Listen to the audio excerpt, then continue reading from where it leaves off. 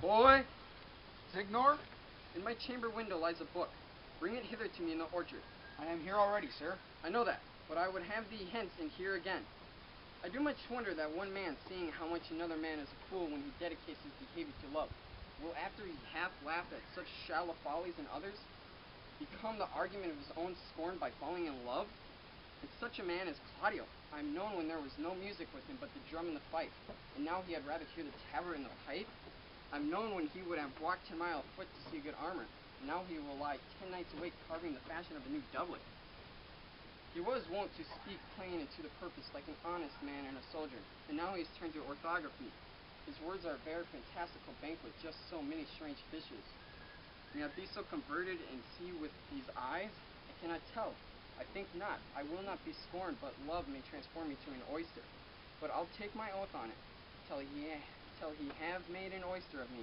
He shall never make me such a fool. One woman is fair, yet I am well. Another is wise, yet I am well. Another virtuous, yet I am well. But till all graces be in one woman shall now come in my grace. Rich she shall be, that's certain. Wise, or I'll none. Virtuous, or I'll never cheapen her. Fair, or I'll never look on her. Mild, or come not near me. Noble, or not I for an angel. Of good discourse, an excellent musician.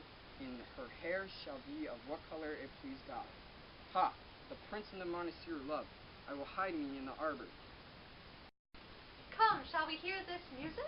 Yeah, my good lord, how still the evening is, as hushed on purpose to grace harmony. See you where Benedict hath hid himself? Oh, very well, my lord, the music ended. We'll fit the kiss box with the fitting work. Come, Balthazar, we'll hear that song again. A good, my lord. Tax not so bad a voice to slander music any more than once. It is the witness still of excellency, to put a strange face on his own perfection. I pray thee, sing, and let me woo no more. Because you talk of wooing, I will sing, since many a wooer doth commence his suit to her he thinks not worthy. Yet he woos, yet will he swear he loves. Nay, pray thee, come, or if thou wilt hold longer argument, do it in notes. Note this before there's not a note of mine that's worth the noting. Why, these are very crotchets that he speaks. Notes, forsooth, and nothing. Oh, now divine air, now is his soul ravished? Is it not strange that sheep's guts should hale souls out of men's bodies? Will a horn for my money, when all's done? Sigh no more, ladies, sigh no more. Men were deceivers ever. One foot in sea and one on shore. The one thing constant never. Then sigh not so, but let them go. And be you blithe and bonny, converting all your sounds of woe into hey nonny nonny. Sing no more, ditties, sing no more, of dumps so dull and heavy. The fraud of men was ever so, since the summer first was levied. Then sigh not so, but let them go, and be you blithe and bonny, converting all your sounds of woe into hey nonny nonny. By my troth, a good song. And I'll sing her, my lord. Ha! No, faith, thou sing'st well enough for a shift. And he had been a dog that should have howled thus, they would have hanged him, and I pray God his bad voice bode no mischief. I had as lief have heard the night raven come, what plague could have come after it? Ah, Mary, dost thou hear, Balthazar? I pray thee, get us some excellent music, for tomorrow night we should have it at the Lady Hero's chamber window. The best I can, my lord. Do it so, farewell. Come hither, Leonato. What was it you told me today, that your niece Beatrice was in love with Signor Benedict? Oh, aye, stock on, the foul sis. I did never think that lady would ever love any man. No, nor I neither, but the most wonderful that she should so dote on Signor Benedict, whom she hath in all outward behavior seemed ever so abhorred. Off, my lord, I cannot tell what to think of it, but that she loves him with an ingrained affection, and is past of infinite of thought. Maybe she doth that counterfeit. Faith like enough. O God, counterfeit? There was never a counterfeit of passion came so near the life of passion as she discovers it. Why, what effects of passion shows she? Bait the hook well, the fish will bite. What affects my lord? She was sick. You heard my daughter tell you how. She did indeed. How? How, I pray you? You amaze me. I would have thought her spirit had been invincible against all assaults of affection. I would have sworn it had, my lord, especially against Benedict. I should think this a gull, but that the white-bearded fellow speaks it. Knavery cannot sure hide himself in such reverence. He hath taken the infection, hold it up. Hath she made her affection known to Benedict? No, and she swears she never will. That's her torment. 'Tis true indeed, so your daughter says. Shall I, says she, that so oft encountered him with scorn, write him that I love him? This says she now when she is beginning to write to him, for she'll be up 20 times a night, and there will she sit in her smock, till she have whipped a sheet of paper my daughter to souls. Now you talk of a sheet of paper, I remember a pretty jest your daughter told us of. Oh, when she had whipped it and was reading it over, she found Benedict and Beatrice between the sheet. That. Oh, she tore the letter into 1,000 half pieces, railed on herself, and she should be so modest to write the one that she had knew would flout her. I measure him, says she, by my own spirit, for I should flout him, and she wit to me, I thought I loved him, I should. Then down upon her knees she falls, weeps, sobs, beats her heart, tears her hair, prays, curses. Oh, sweet Benedict, God give me patience. She doth indeed, my daughter says so, and the ecstasy hath so much overbore her that my daughter is sometimes afraid she will do the desperate outrage to herself. It is very true. It were good that Benedict knew of it by some other, if she will not discover it. To what end? He would make but a sport of it, and torment the poor lady worse.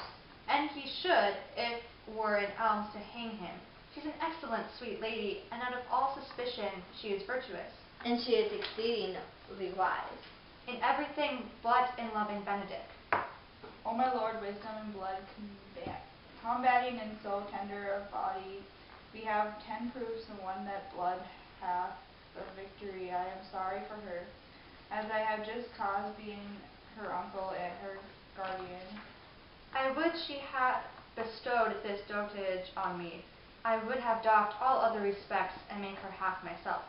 I pray you, tell Benedict of it, and hear what I will say. Were it good, think you? Hero thinks surely she will die, for she says she will die if he love her not. And she will die ere she make her love known. And she will die if he woo her, rather than she will abate one breath of her accustomed crossness. She doth well. If she should make tender of her love, 'tis very possible he'll scorn it. For the man, as ye know all, hath a contemptible spirit. He is a very proper man. He hath indeed a good outward happiness. Before God and in my mind very wise. He doth indeed show some sparks that are like wit. And I take him to be valiant. As Hector, I assure you. And in the managing of quarrels you may say he is wise, for either he avoids them with great discretion, or undertakes them with a most Christian-like fear. If he do fear God, one must necessarily keep peace. If he break a peace, he ought to enter into a quarrel with fear and trembling. And so he will do, for the man doth fear God. Howsoever, it seems not in him by some large jests that he will make. Well, I am sorry for your needs. Shall we go seek Benedict, and tell him of her love? Never tell him, my lord. Let her wear it out with good counsel. Nay, that's impossible. She wear her heart over fist. Well, we will hear further of it by your daughter.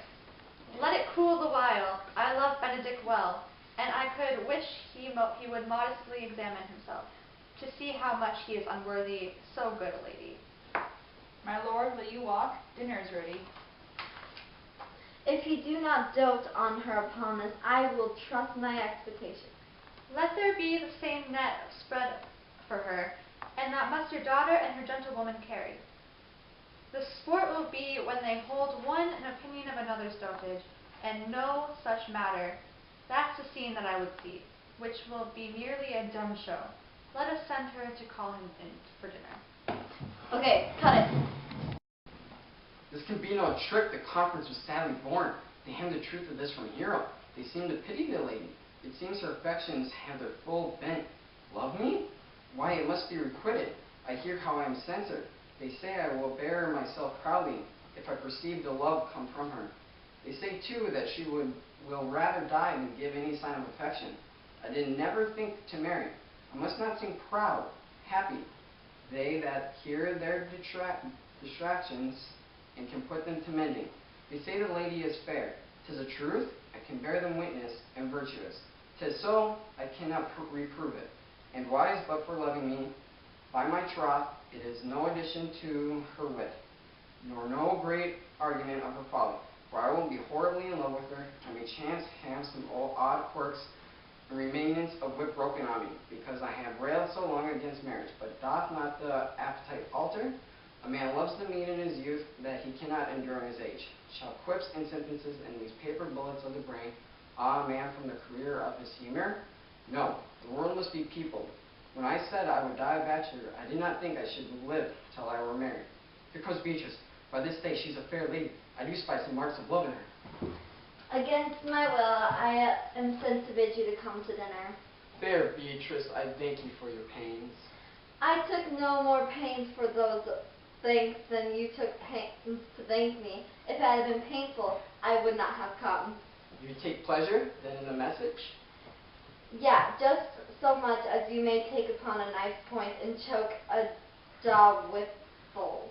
You have no stomach, Signor. Fare you well.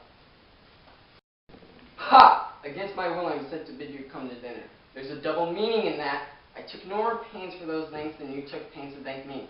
That's as much as say, any pains that I take for you is as easy as thanks. If I do not take pity of her, I'm a villain. If I do not love her, I am a Jew. I will go get her picture.